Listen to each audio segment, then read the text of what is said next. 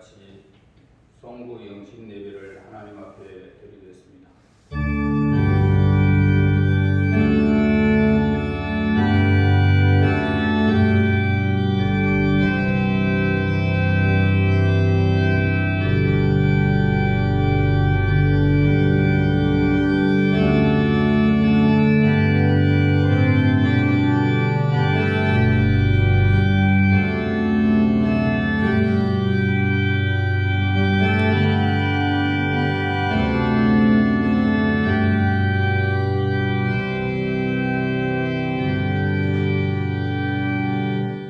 찬송하리로다. 하나님 곧 우리 주 예수 그리스도의 아버지께서 그리스도 안에서 하늘에 속한 모든 신령한 복을 우리에게 주시되 곧 창세전에 그리스도 안에서 우리를 택하사 우리로 사랑 안에서 그 앞에 거룩하고 흠이 없게 하시려고 그 기쁘신 뜻대로 우리를 예정하사 예수 그리스도로 말미암아 자기 아들들이 되게 하셨으니 이는 그가 사랑하시는 자 안에서 우리에게 거저주시는 바 그의 은혜의 영광을 찬송하게 하려 하는 것이라. 우리는 그리스도 안에서 그의 은혜의 풍성함을 따라 그의 피로 말미암아 속량고 제사함을 받았었느니라. 이는 그가 모든 지혜와 총명을 우리에게 넘치게 하사 그 뜻의 비밀을 우리에게 알려주신 것이요 하늘에 있는 것이나 땅에 있는 것이 다 그리스도 안에서 통일되게 하려 하심이라. 모든 일을 그의 뜻의 결정대로 일하시는 이의 계획에 따라 우리가 예정을 입어 그 안에서 기업이 되었으니 이는 우리가 그리스도 안에서 전부터 바라던 그의 영광의 찬송이 되게 하려 하심이니라. 아멘. 하나님 은혜 감사하고 영광을 돌립니다. 2020년 우리 하나님께서 우리에게 주셔서 오늘날까지 하나님의 그 아름다운 손길 속에 이 귀한 시간을 맞이하게 됨을 감사합니다. 하나님 뒤돌아보지 않게 하옵소서. 앞을 향하여 걸어가게 하시고 새날을 향하여 우리 하나님의 백성들이 걸어갈 수 있도록 인도하여 주시옵소서. 오늘도 하나님의 선하신 뜻 안에서 이렇게 예배의 즐거움에 동참할 수 있도록 인도하신 하나님께 영광을 돌립니다. 오셔서 하나님의 사람들에게 복을 내려 주시옵소서. 예수님 이름으로 기도하옵나이다. 아멘. 301장입니다.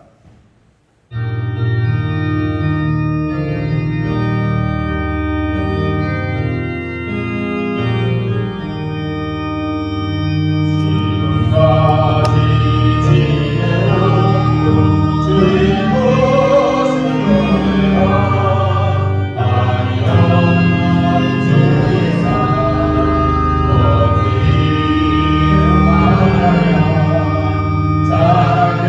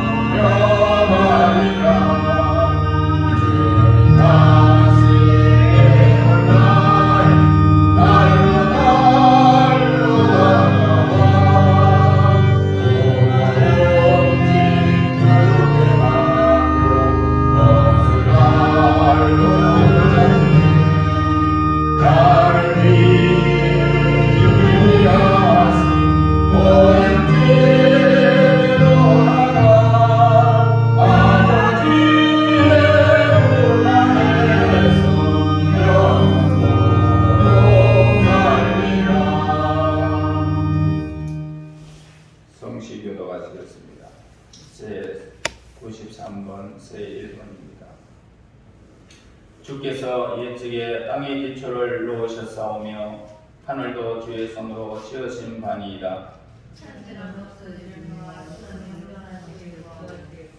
그들은 다 옷같이 낡으리니 그의 옷같이 바꾸시면 바뀌려니와 주는 우리가 되시고 주의 연대는 무궁하리이다. 너희는 이전 일을 기억하지 말며 옛날 일을 생각하지 말라. 보라 내가 새 일을 행하리니 이제 나타낼 것이라. 너희는 유혹의 욕심을 따라 썩어져가는 보석을 따르는 옛 사람을 벗어버리고 오직 너희의 신령이 새롭게 되어 하나님을 따라 우리가 진리의 거룩함으로 주의 신을 받은 새 사람을 입으라. 그런즉 누구든지 그리스도 안에 있으면 새로운 피조물이라. 이전 것은 지나갔으니 보라 새 것이 되었도다. 새 계명을 너희에게 주노니 서로 사랑하라. 내가 너희를 사랑한 것 같이 너희도 사랑하라. 아멘. 사도 신경으로 우리의 신앙을 고백하시겠습니다.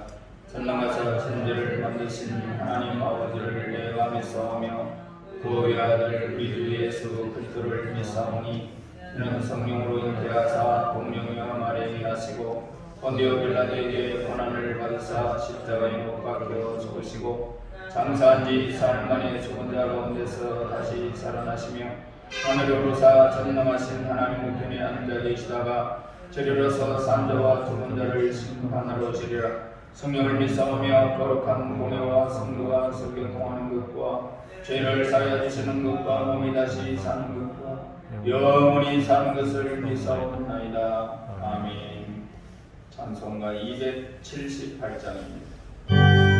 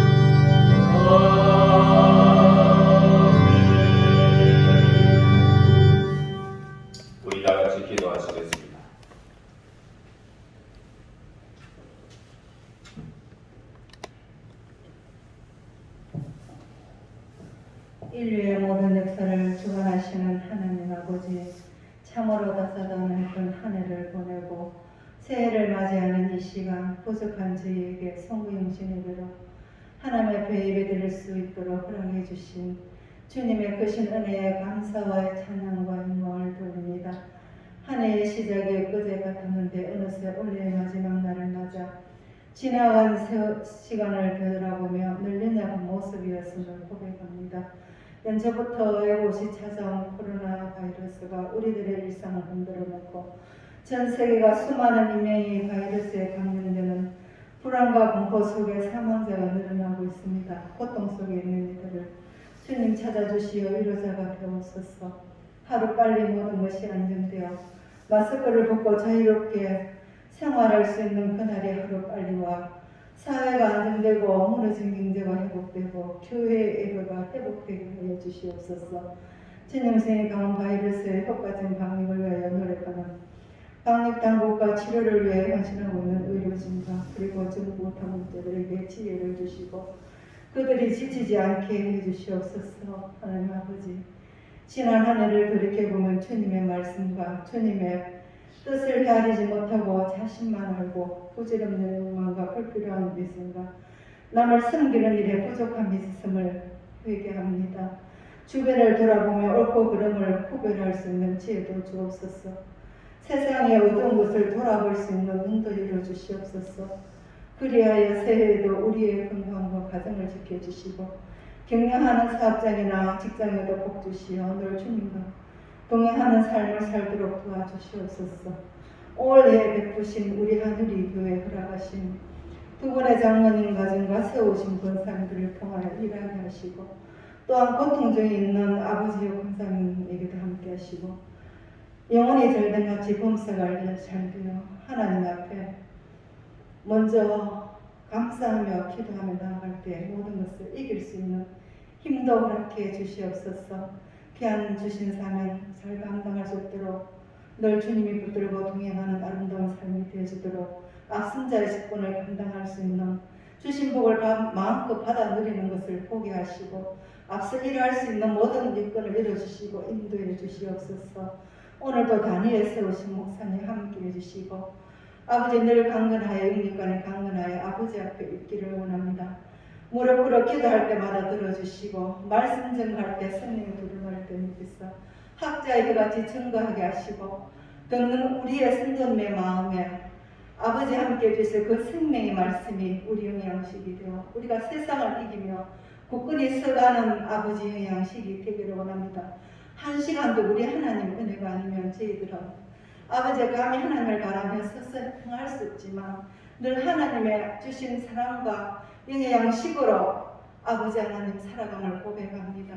우리의 육신도 무너지지 않게 하시고 늘 지키사 주님 앞에 바로 서도록 이 한 시간 이끌어 주시고 이 예배 속에 임재해 주시고 참으로 이 자리에 원하면서도 나오지 못하며 주님을 바라는 영혼들 있습니다. 기억해 주시고 아버지 우리가 이 시간 동참하지 못할지라도 우리의 신앙이 흐려지지 않게 하고 나태해지지 않게 하시고 늘 주님의 은혜를 사모하며 더 믿음 위에 굳게 서갈 수 있도록 은혜를 주시고 인도해 주시고 하나님의 사랑이 늘 우리 영혼에 임하듯이 우리 가슴 속에 임하여 주셔서 늘 하루하루 승리케 하시고 주신 새해 더욱더 믿음 안에 굳게서 우리에게 주어진 일을 잘 감당할 수 있는 한 해가 되도록 도와주시옵소서. 이 모든 것을 주님께 의지하고 우리를 구원하신 예수님 이름으로 감사하며 기도합니다. 아멘.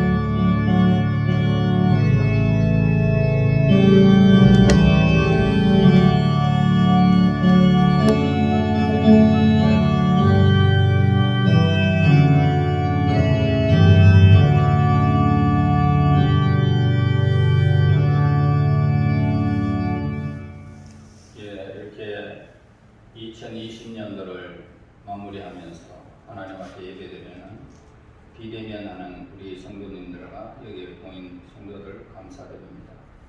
2021년도 표입니다. 지금 있죠? 주부에 있습니다. 보시고 전도리 서가는 교회로 이제 정하였습니다. 전도리 서가는 교회 성부 구절은 그 말씀이 여러분을 능히 든든히 세우사 거룩하게 하심을 이번 모든 자 가운데 기업이 있게 하시리라.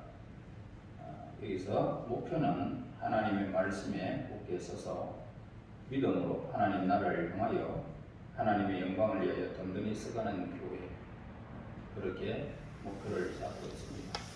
한 해는 이제 새로운 한 해가 주어졌을 때에 여러분 하나님의 교회가 세워지면 저와 여러분의 교회가 마찬가지입니다. 그렇게 세워질 것을 믿습니다.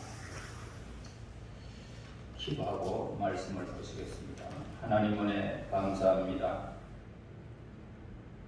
새로운 묵은 한 해를 다 이렇게 엊그제같이 시작했지만 또 이렇게 마지막을 이렇게 맞이하게 됨을 감사합니다.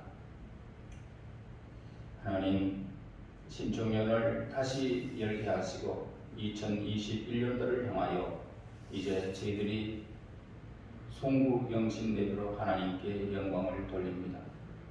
하나님, 오늘날까지 저희들을 도우시고 인도하신 아버지, 이제 우리 하나님의 거룩한 유한누리 교회가 든든히 서가며 하나님의 말씀 따라서 믿음으로 하나님 나라를 향하여 그 영광을 향하여 든든히 세워갈 수 있는 복된 교회가 되게 앞날 인도하여 주시고 우리 성도들 가정마다 행하는 모든 범사에 하나님께서 복을 주시는 한 해가 될 수 있도록 새로운 길을 열어 주실 줄 믿습니다. 지금 가정에서 하나님을 향하는 하나님의 사람들을 통하여 영광을 받으시고 같은 은혜를 부어 주시옵소서. 예수님 이름으로 기도하옵나이다. 아멘. 오늘 하나님의 말씀은 요한복음입니다. 8장 1절에서 11절 말씀을 제가 공독해 올리겠습니다.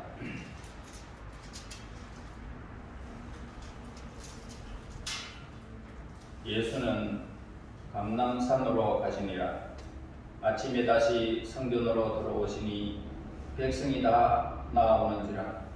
앉으사 그들을 가르치시더니 서기관들과 바리새인들이 음행 중에 잡힌 여자를 끌고 와서 가운데 세우고 예수께 말하되 선생이여, 이 여자가 간음하다가 현장에 잡혔나이다. 모세는 율법에 이러한 여자를 돌로 치라 맹하였거니와 선생은 어떻게 말하겠나이까? 그들이 이렇게 말하는 고발할 조건을 얻고자 하여 예수를 시험함이르라. 예수께서 몸을 굽히사 손가락으로 땅에 서시니 그들이 묻기를 마하지 아니하는지라.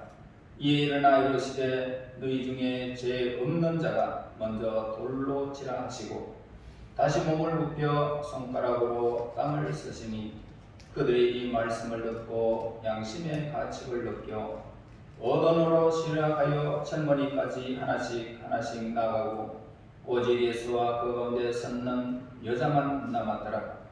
예수께서 일어나사 여자 외에 아무도 없는 것을 보시고 이르시되 여자여, 너를 고발하던 그들이 어디 있느냐? 너를 정죄한 자가 없느냐? 대답하되 주여 없나이다. 예수께서 이르시되 나도 너를 정죄하지 아니하노니 가서 다시는 죄를 범하지 말라 하시니라. 아멘. 신약 성경에 보면요, 과거에 불행했던 삶을 살았지만은 예수님께로 말미암아 가장 행복한 그런 삶을 살게 된 두 여인을 발견하게 되어집니다.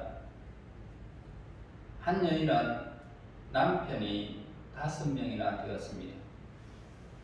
그런데 이 사마리아 수가 그 마을의 여인이었고, 또 한 여인은 간음하다가 오늘 본문에서 현장에서 잡혀 많은 사람 앞에서 그렇게 부끄럽게 끌려나온 여인을 보게 되어집니다. 이 두 여인은 예수님을 만났습니다. 그런데 예수님을 만남으로 말미암아 상상할 수 없는 엄청난 행복한 삶을 살았던 사람들을 두 여인으로 이렇게 함축하여 우리가 보게 되어집니다. 특히 이 장은 그 중에 한 여인, 가늠하다가 잡혀온 이 여인의 이야기가 본문에 기록되어져 있습니다. 당시 이 여인이 겪은 이 수모, 모밀감, 그것도 대낮에 물을 길러 우물로 왔던 사마리아 여인과는 비교도 안 될 정도로 고통스럽고 비참하고 정말 부끄럽기 그지없는 그런 모습을 오늘 우리는 보게 되어집니다. 간음 혐의로 무사람들 앞에 끌려나와서 인민재판을 받고 있다는 겁니다. 인민재판. 지금 같으면은 법정에 서서 뭐가 잘못됐는지를 알 수 있겠지만 그 당시는 전혀 그렇지 않고 인민재판이 이루어졌던 것입니다. 그래서 모세율법에 의하면은 그렇게 되어진 여인들을 남정네르든지 여자든지 돌로 쳐서 죽여라 그랬는데 당신은 어떻게 하면 좋습니까? 라는 것입니다. 그러므로 오늘 이렇게 3절에 보면 서기관들과 바리새인들이 음행 중에 잡힌 여자를 끌고 와서 가운데 세웠다고 기록하고 있습니다. 가운데 세웠다. 모든 사람들이 보는 그 가운데 그렇게 여인이 그냥 막 얼마나 처절하겠어요. 고개를 콕 숙인 채 눈물을 뚝뚝 흘리면서 부끄러움을 개의치 않고 그냥 가만히 서가 있는 그 여인을 우리가 한번 생각해 보자.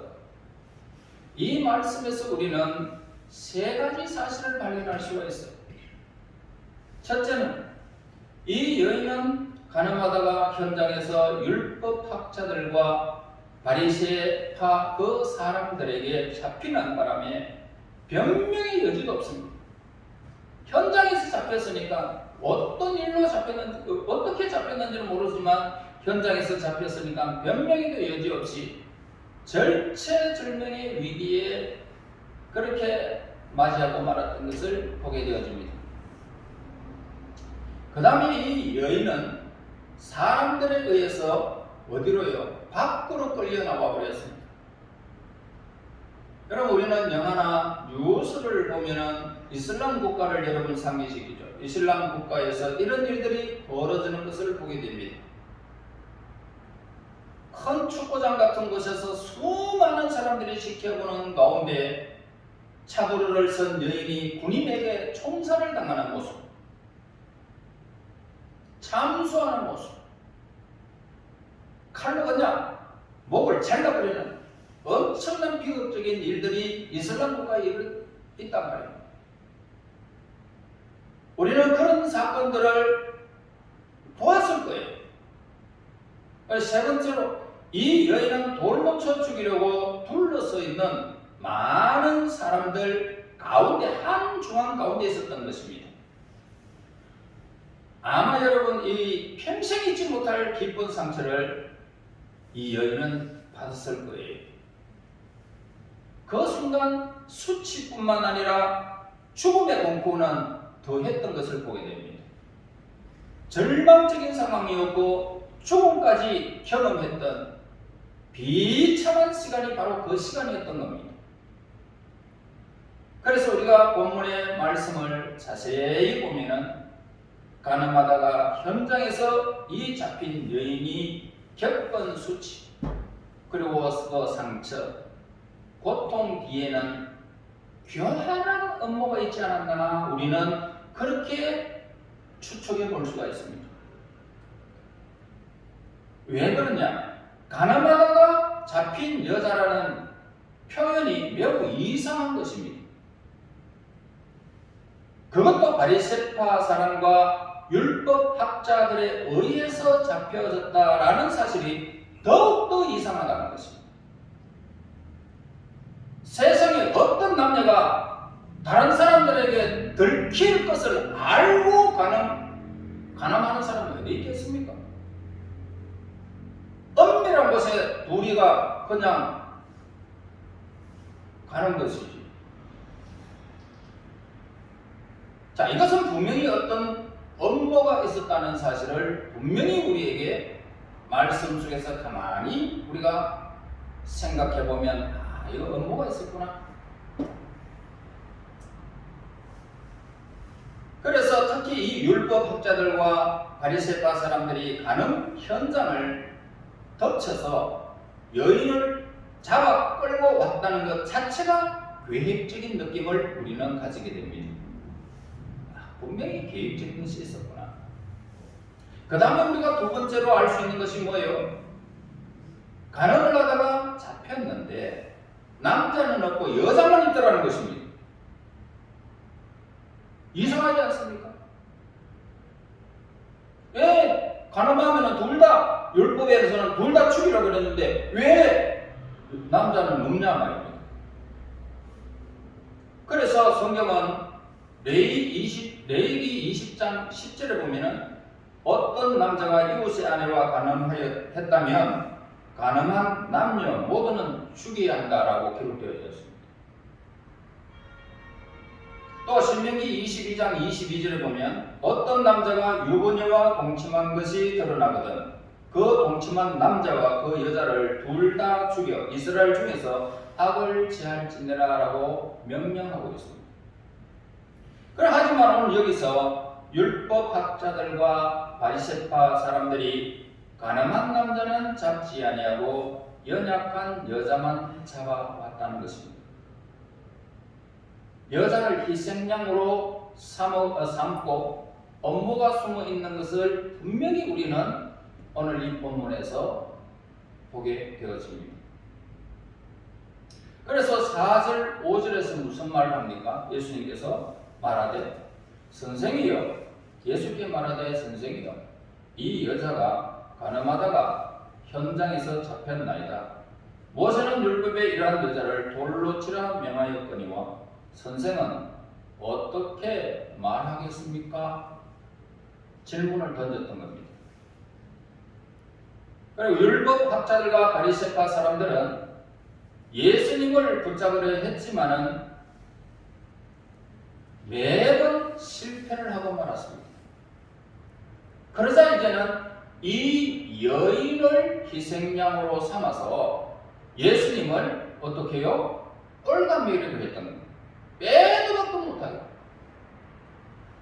그래서 본문 말씀을 통해서 세 가지 종류의 죄가 있음을 알 수가 있는 것을 보게 되는데, 첫째 무슨 죄냐? 간음하다가 잡힌 여자가 저지른 것과 같은 종류의 죄를 말하고 있습니다. 그래 여기서는 드러나 보이는 죄뿐 아니라 보이지 않는 내면의 죄까지 다 포함하고 있습니다. 그래서 이 여자가 왜 간음죄를 지어야 했는지 여러 가지로 추측할 수가 있다는 것입니다. 우리가 그 당시는 남자 밑에서 언제나 여자가 생활을 해야 했기 때문에 남자가 경제권이 있었습니다. 그러니까 남자가 없으면 살아갈 길이 없죠. 그래서 생계 유지를 위해서 매춘을 했지 않았나? 그럴 수도 있습니다. 그래, 가난하다는 것은 사회적 신분과 배경이 없다라는 그런 뜻입니다. 만약 그 여인이 율법학자들이나 바리새파 사람들과 안면이 있었다면 어떻게 됐을까요? 사태를 잘 수습했지 않나 라고 우리는 생각되어집니다.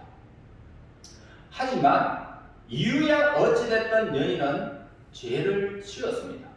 그런데 사람들에게 들키느냐 들키지 않느냐 그 차이뿐이라는 것입니다.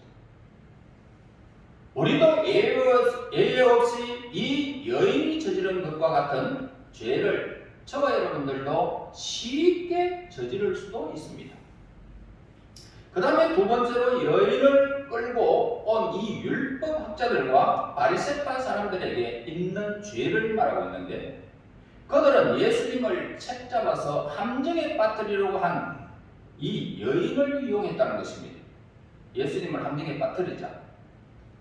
그래서 목적을 이루기 위해서 수단과 방법을 가리지 않았다는 사실을 보게 됩니다. 말해서 법을 이용했다는 거죠. 법을 이용해서 다른 사람을 파멸시키고 회복 불능을 만들고 심지어 죽이는 일까지 서슴지 않고 종종 벌어졌던 일들이었던 겁니다. 그러니까 매우 교활하고 악랄했다는 것이죠. 악랄하고 너무나도 악랄했다. 그래서 율법학자들과 바리새파 사람들은 자신들이 종교적으로 의롭다라고 여겼습니다. 그렇기 때문에 이 여인을 심판할 수 있는 위치에 있다라고 스스로 그렇게 평가를 해버린 거죠. 자기들이 심판자가 됐다는 겁니다.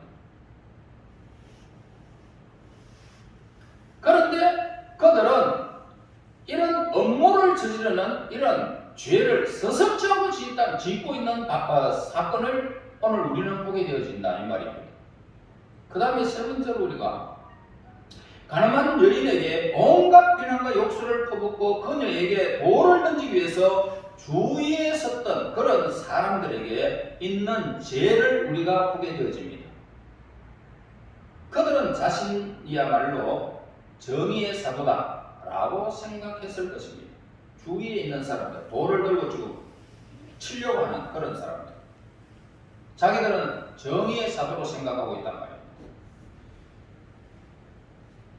가늠하는 이 여자가 없어져야 사회가 깨끗해진다라고 부르짖고 있는 사람들이, 그러니까 그들의 얼굴에는 분노의 핏발이 그냥 가득성. 그들은 이 순간만큼은 신성한 율법의 수요자인 것처럼 행하고 있다는 것입니다. 자기들은 하나님 앞에 의롭다라고 생각하고 있다 이 말입니다. 우리는 죄를 집행하는 그런 입장에 있다 라고 생각하는 겁니다.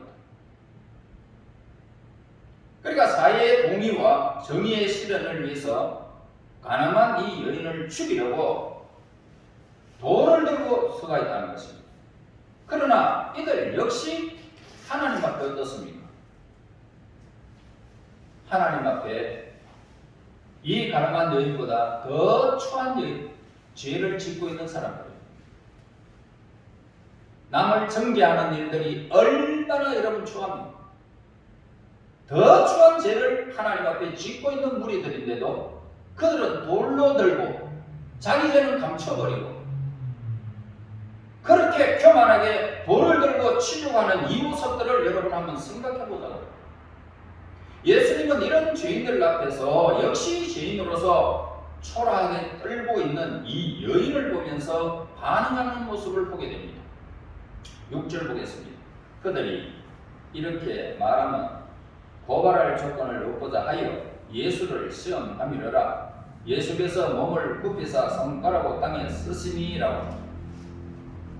그러니까 예수님은 여인이 어떤 상처를 받고 있는지 잘 알고 있었어요. 다 알고 있었어요. 율법 학자들과 바리새파 사람들의 교활한 죄도 예수님은 다 목격하고 계셨어요. 정의의 사도처럼 흥분한 이 모든 그런 군중들도 이미 그들은 다 하나님 앞에 이 여인보다 더 못한 자들이다라는 것을 다 알고 계셨단 말입니다. 그런 후에 아무 말씀도 안 하셨어요. 몸을 굽혀서 어떻게 해요? 땅에다가 뭔가를 쓰게 됩니다. 무슨 말을 썼는지 성경에는 기록이 없습니다. 그러니까 아무 말도 하지 않으시고 고개를 숙여서 침묵하시는 그런 예수님은 다음 말씀과 연결하는 모습을 우리 보게 됩니다. 1절, 2절에서 보면 예수는 감난산으로 가시니라. 아침에 다시 성전으로 들어오시니 백성이 다 나오는지라 앉으사 그들을 가르치시더니. 자, 여기서 사람들이 먹고 마시고 춤추고 축제를 즐길 때 예수님은 사람들을 향하여 그 유명한 생명으로 하나님의 말씀으로 초대하는 모습을 보게 됩니다. 그들을 누구든지 나를 믿는 사람마다 성경의 말씀대로 생수의 강이 그 배에서 흘러 넘치리라. 요한복음 7장 37절 38절. 여러분, 이 장 앞에서 이야기한 말씀입니다. 당시 사람들은 예수님에 대해서 계속 논쟁을 벌였죠. 어떤 논쟁을 벌였을까요? 저 예수는 귀신 들렸다. 민족의 선동자다. 민족의 선동자다. 종교 사기꾼이다. 이게 바로 바리새인들, 서기관들, 율법학자들, 제사장 이런 사람들. 그러니까 이런 여러 말들이 있었다는 것입니다. 그러나 예수님은 사람들의 논쟁과 비난에도 전혀 요동하지 않았습니다. 그러면서 어디로 갑니까? 감난산으로 가셨던 것입니다. 그렇게 비난함에도 불구하고 예수님을 감난산으로 가셨더라. 그래서 예수님은 개인적으로 어떤 선을 하기 위해서 가셨을까요? 경건의 시간을 갖고자 하실 때 자주 어디로요? 감난산으로 가셨던 것입니다. 특히 이 십자가를 지시기 전에 감난산도로 가셨죠. 가셔서 땀이 피가 되도록 하나님 앞에 밤새도록 기도를 하는 모습을 보게 됩니다. 예수님이 하나님을 만나신 것도 감난산이었습니다. 그리고 우리도 힘들고 어려울 때에 하나님께 무릎 꿇고 기도하면서 그 음성을 들을 수 있는 감난산이 있어야 됩니다. 기도하는 것, 하나님을 향하는 것. 예수님은 감난산에서 기도하신 후에 이제 성전으로 들어오시죠. 성전으로 이제 들어오셨습니다. 그래서 많은 사람들에게 어떻게 했습니까? 하나님 말씀을 가르치셨죠. 뒤이어 율법학자들과 바리새파 사람들이 가늠한 여인을 예수님께로 끌고 왔다는 것입니다. 자, 이렇게 하나님 말씀을 이렇게 가르치는 중에 예수님을 한번 욕 한번 하라 그러면서 끌고 왔던 거죠. 그러니까 문맥상으로 보면 예수님이 감난산에 가셨다가 성전으로 돌아오셔서 말씀을 가르치는 이 모습이 머리를 숙여 땅에 뭔가를 쓰시는 모습과 연관되어지는 것을 보게 되는데요. 여러분 한번 생각해 보세요. 지금 엄청난 급박한 그런 사건이 벌어지고 있는데도 예수님은 머리를 숙이고 손가락으로 땅에 뭔가 쓰고 계셨다는 것입니다. 긴박하지 않습니까? 수많은 사람들이 그 돌을 들고 지금 저 사람이 죽느냐 사느냐 하는 이 문제인데 그 긴박한 상황에 예수님은 조용하게 머리 숙여서 땅에 뭔가를 쓰고 계셨다는 것입니다. 가늠한 여인을 잡아서 분노하는 사람들은 예수님의 이런 모습을 어떻게 생각했을까요? 못마땅하게 얘기했겠죠. 우리는 지금 흥분해서 지금 그만 이 돌을 갖다가 던져야 되는데 이 도대체가 뭘 하려고 저렇게 가만히 있느냐 말이야. 얼마나 못마땅하겠으면 그 모습 하나가. 그래서 이제 7절 8절 보세요. 그들이 무기를 맞이 아니했다고 그랬죠. 이에 일어나 이르시되 너희 중에 죄 없는 자가 먼저 돌로 치라 하시고 다시 몸을 굽혀 손가락으로 땅에 서시니 그들이 맞지 못해서 아우성을 치는 모습을 보죠. 누군가 예수님은 그 여인에게 죄 없다라고 말씀하지 않으셨어요.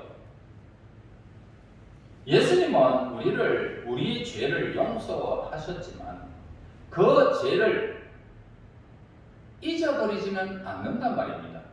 죄를 용서하는 것과 인정하는 것은 다르다는 것입니다.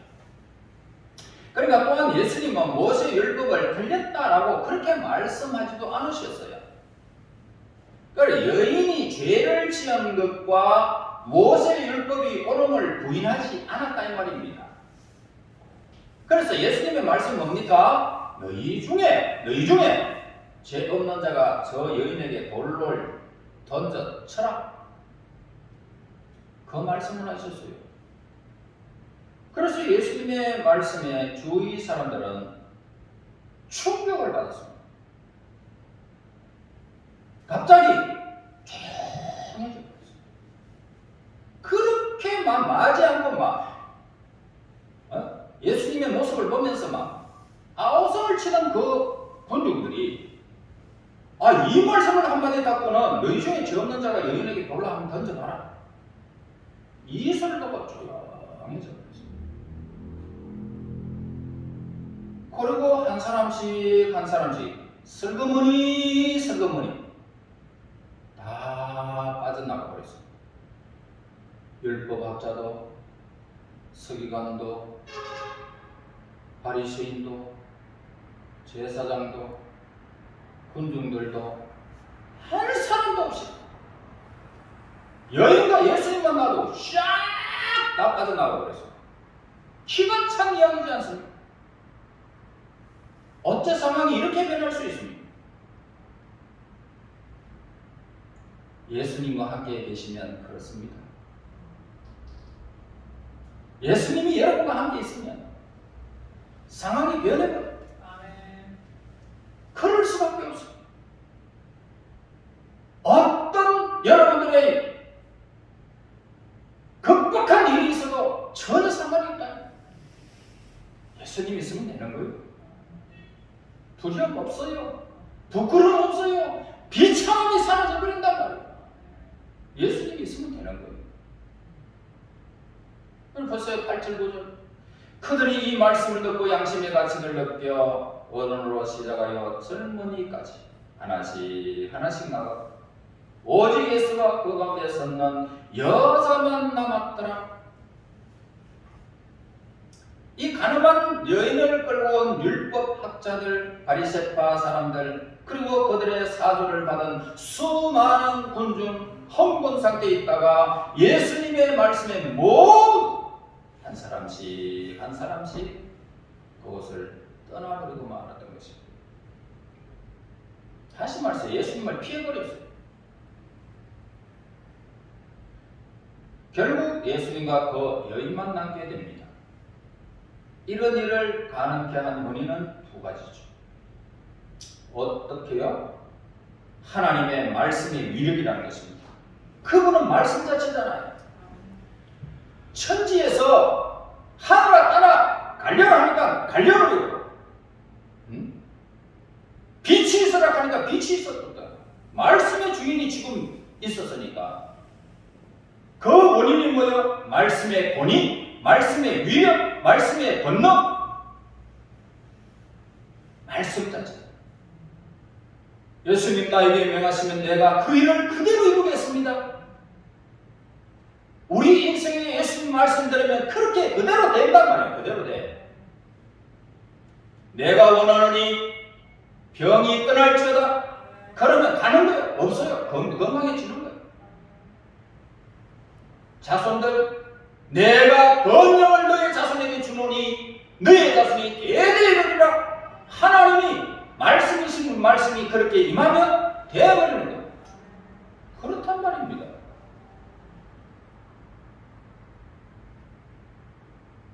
여러분, 섭리하는 일에 네 발자국이 닿는 곳에 지경이 넓혀지고 네 닿는 것보다 너의 지경이 되리라. 하나님이 말씀하면 그렇게 되는 거예요. 안 돼. 다 돼. 그렇게 다 안 돼. 가나안의 7족속이 그냥 싹 다 물러가고 여리고 성이고 말할 것도 없습니다. 요단강이 뭐가 문제입니까? 홍해도 문제가 아닙니다. 여러분, 그 하나님은 우리와 영원히 함께하겠다. 세상 끝날까지 너희와 함께하겠다. 지금까지 그분은 우리와 함께 하셨습니다. 아무날도 그렇게 하실 것이고. 여러분, 히브리서 4장 12절 보세요. 하나님의 말씀은 살아있고 힘이 있으며 양날에 선 어떤 칼보다도 더 예리하여 통과 영과 간절과 골수까지 찔러 쪼개기까지 하며 마음의 생각과 의도를 분별하신다 라고 선언하는 말씀들을 하시지 않습니까? 그 다음에 왜 그들이 물러갔을까요? 예수님의 영적 권위 때문입니다.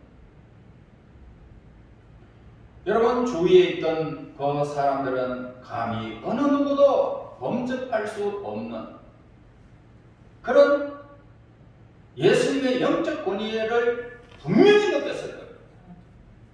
세상 사람들에게 느끼지 못했던 어마어마한 권위를 거기에서 느꼈기 때문에 네가 뭔데? 그러면서 심판하실 거들이지 않겠습니까? 안 생각해 보세요. 네가 뭔데? 안 그렇겠습니까? 그런데 예수님의 말씀에 전부 다 그냥 완전히 그냥 넉다운돼. 네? 영적 권위를 가진 사람을 쳐다본다는 것 자체가 두려운 거예요. 여러분이 영적 권위만 예수님을 통해서 받게 되면 여러분들 다 두려워해요. 말 안 대합니다. 절대로 대할 수가 없어요. 대하면 하나님이 가만 안 두니까. 여러분, 예수님의 영적 권위를 지닌 한마디 말씀에 여인의 수모 치욕이 다 사라져 버렸어요. 다 사라져. 분노와 고발과 정죄와 심판의 분위기가 한순간에 그냥 완전히 뒤바뀌어 버리는 것입니다. 여러분, 이 주인은 한바탕 폭풍이 지나가고 평정을 되찾은 모습을 우리는 성경 본문에서 그 상황을 우리는 보게 되어집니다. 어둠과 저주와 죽음이 떠나갔습니다. 안식이 있습니다. 평안이 있습니다. 빛이 있었다는 것입니다. 그래서 이를 가능케 하시는 분이 바로 우리를 죄에서 구속하신 예수님이십니다. 우리의 인생은요, 살면은 참 술술 풀리는 일도 있지만 안 풀릴 때가 얼마나 많습니까? 어디에서 풀어야 할지도 모를 때가 얼마나 많습니까? 그렇죠? 여러분, 2020년도를 살아오면서도 그렇고 지금까지 우리가 뭔가 안 풀릴 때가 있단 말이야. 안 풀릴 때가 있어. 어디서 어떻게 풀어야 할까? 막막할 때도 있단 말이에요. 지금까지 우리가 살아왔어. 앞으로도 우리는 그렇게 살아가면서 그런 문제들도 있을 거예요. 그러나 예수님 안에 있으면 어떻습니까? 전혀 문제가 되지 않습니다. 우리 인생을 녹아서 새로운 시작이 되어질 것입니다. 완전히 그냥 뒤의 것은 완전히 그냥 녹아버리고 이제 새로운 시작이 되어진단 말이에요. 이 여인을 보세요. 새로운 시작이 지금부터 되어진단 말이에요. 이것을 가르쳐 성경은 뭐라고 말합니까? 그러므로 누구든지 그리스도 안에 있으면 새로운 피조물이라. 옛것은 지나갔으니 보라 새 것이 되었도다. 그렇게 말하는 거예요. 다시 말해서 우리 상황이 완전히 뒤집어진 거예요. 그래서 거듭났다는 것입니다. 10절 보겠습니다. 예수께서 일어나사 여자 외에 아무도 없는 것을 보시고 이르시되 여자여 너를 고발하던 그들이 어디 있느냐? 너를 정죄한 자가 없느냐? 자, 이 말씀에는 중요한 단어가 하나 있어요. 중요한 단어. 뭘까요?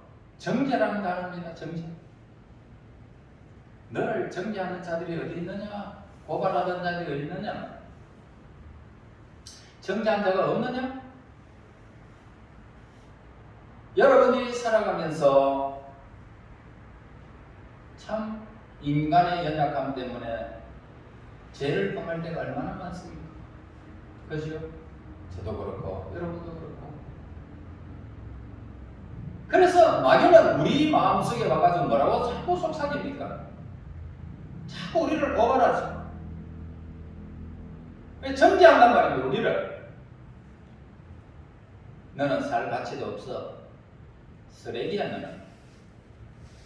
죄를 짓고서도 어떻게 그렇게 뻔뻔하게 살아? 차라리 죽어라. 그러면서 우리를 정죄한단 말이에요. 정죄. 계속 정죄 의식을 심어주는 것이 마귀입니다. 예수님이 여러분들 정죄합니까? 여인도 정죄 안 하는데 지금 바로 옆에 있는 여인도 정죄하는데 여러분 정죄하겠습니까? 예수님이 악한 마귀가 여러분들 정죄할 뿐이에요. 정죄의식을 자꾸 심는 거예요.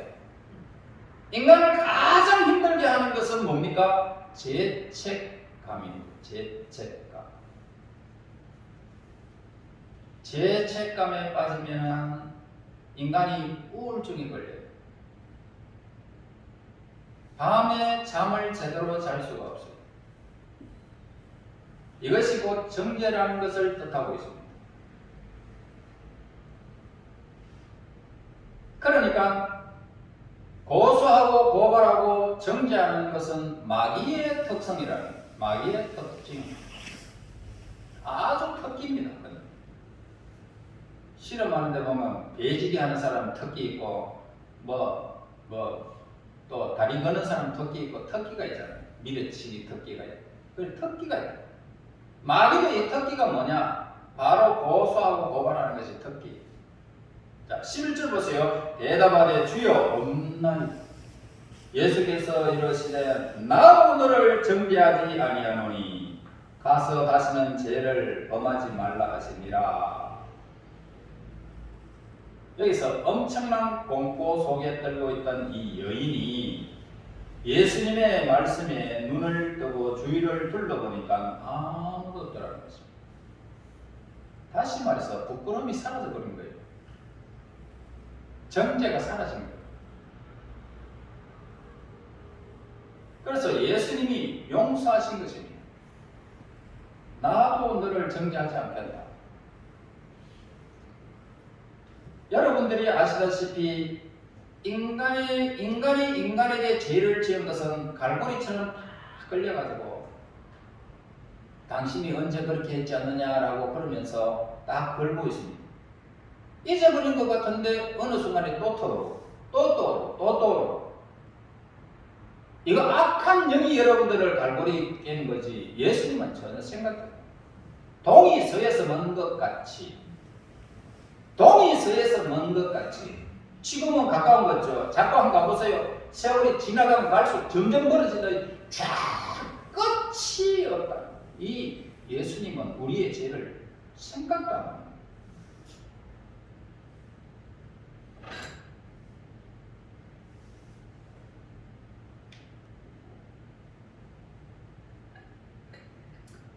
인간은 인간의 죄를 용서할 수 없지만 하나님은 용서해버려요. 용서해버려요. 생각지도 않아요.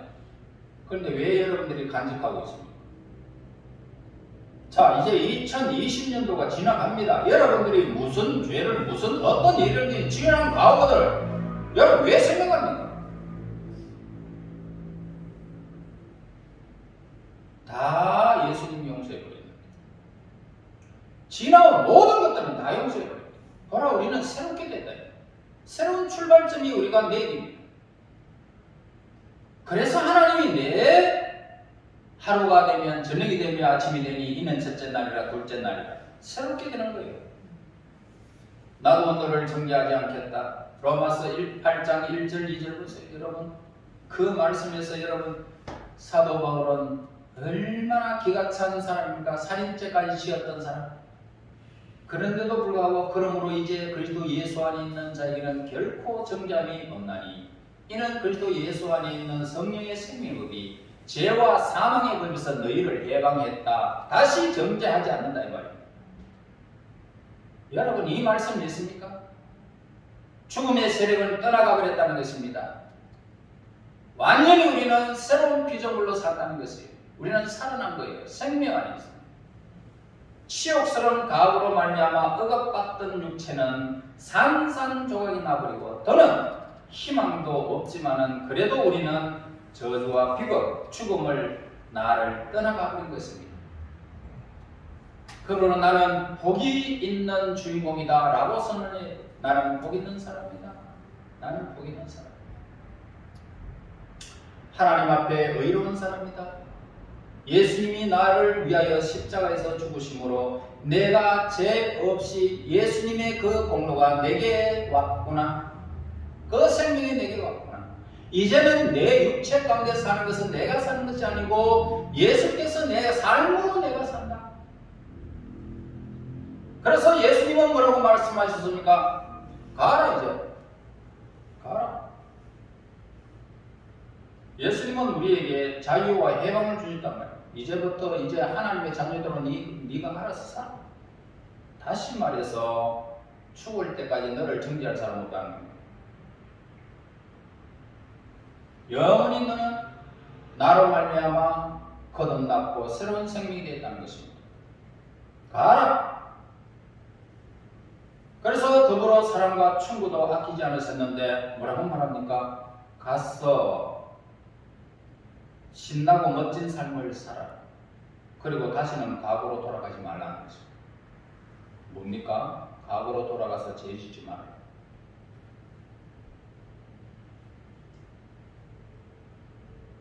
여러분, 하나님께로부터 난 생명은 절대로 죄를 짓지 않는다고 성경은 말하고 있습니다.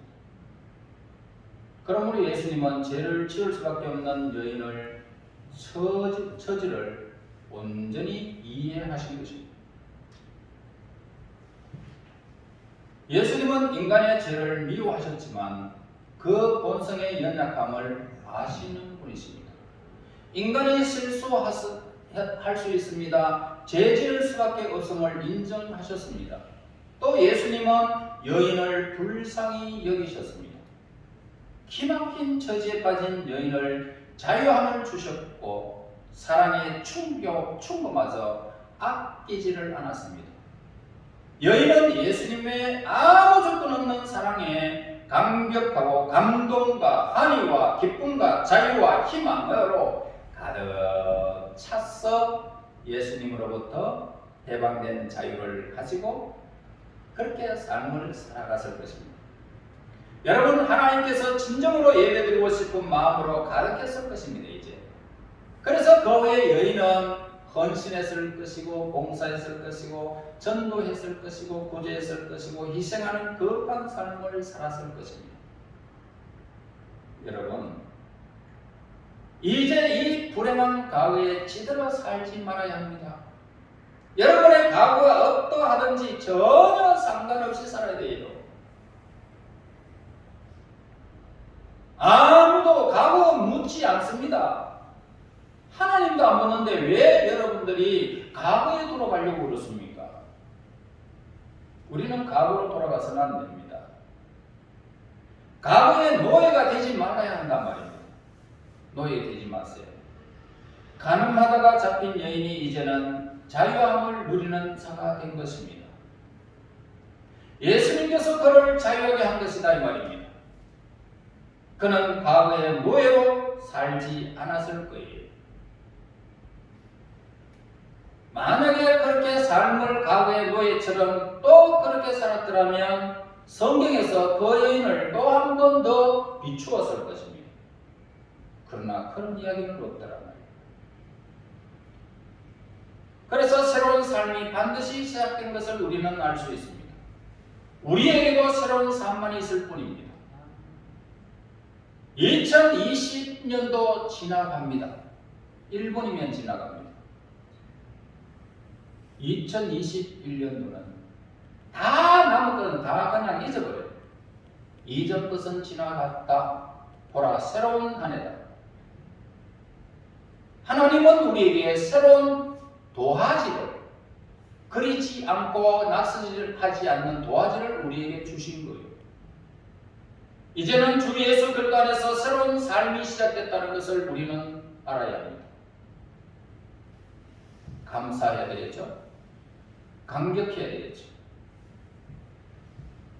그 하나님 앞에, 자유를 주신 그 하나님 앞에, 예수님 앞에 헌신으로 작정하며 우리는 새해를 출발해야 할 것입니다. 하나님, 내가 헌신하겠습니다.